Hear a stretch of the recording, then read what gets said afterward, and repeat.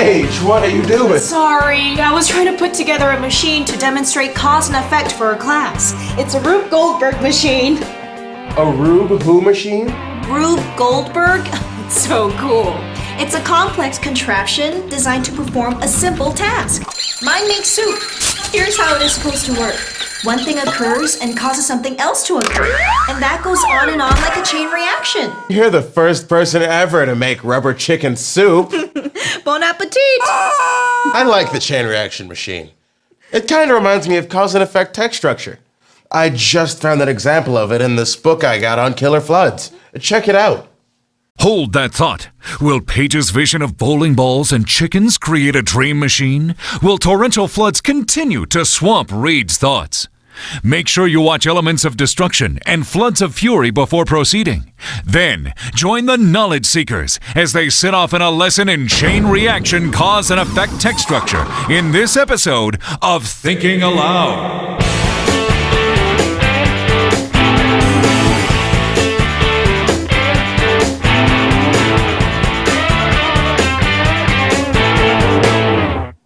The hard part of this is predicting exactly how the parts will work together. Kind of like predicting a flood. Listen to this. Saving lives. Forecasters study the conditions that lead up to a past flash flood, or its fingerprint. These fingerprints, such as rapid snowmelt, torrential spring rain, or ice dam breakage, provide valuable information. Because forecasters use this past information, coupled with the latest weather radars and technology, they are then able to make more accurate forecasts. When weather conditions may result in flash floods, washes and warnings alert the public. Due to these critical warnings, lives are saved, even if there are only minutes to evacuate and move to higher ground. We interrupt this video to bring you this special news bulletin. It's time to watch how Reed slowed down his thinking to consider how cause and effect text structure and signal words helped him make sense of the author's message. Saving lives. The title indicates the passage will describe how people can be saved.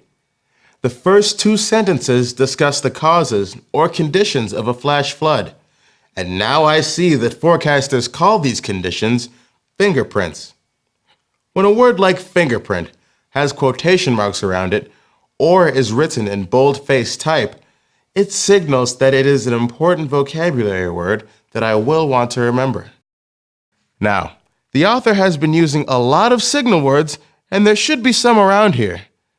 There's because, which the author uses to describe a cause or why something occurs.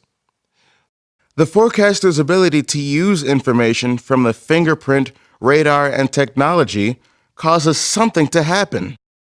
The signal word then tells me that I'm going to find out the effect, which is that forecasters are able to more accurately forecast flash floods. I'm going to record my thinking on a cause-effect chain graphic organizer. When forecasters use information, it causes them to accurately forecast flash floods. In this example, there is a single cause which has a single effect.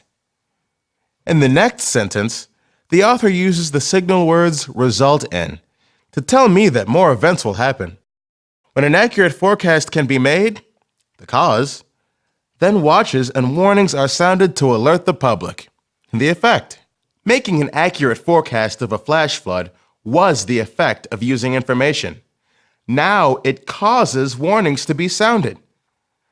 This graphic organizer records the continued chain of cause-effect relationships. And the last sentence, due to, helps me understand another cause-effect relationship. By sounding the warnings, now a cause, lives are saved, the effect. But then I noticed another signal word, if, which signals a cause. I realize that in this last part of the sentence, the effect came before the cause. Lives were saved, the effect, because people had time to evacuate to higher ground, the cause. I record the events as they actually happened, and not in the order they were written. It really helps to map it out. Interesting graphic organizer, an interesting book. I always pay attention to weather signals. I guess I should pay more attention to signal words in written text as well. It always helps. Let's see this thing in action. Okay.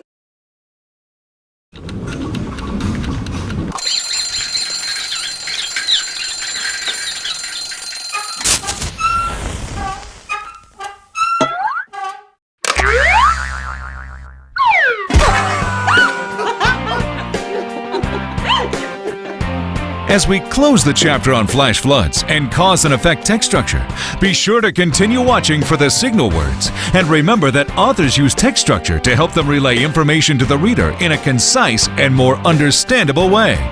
A knowledge seeker's work is never done. Be sure to watch the next episode of Thinking Aloud.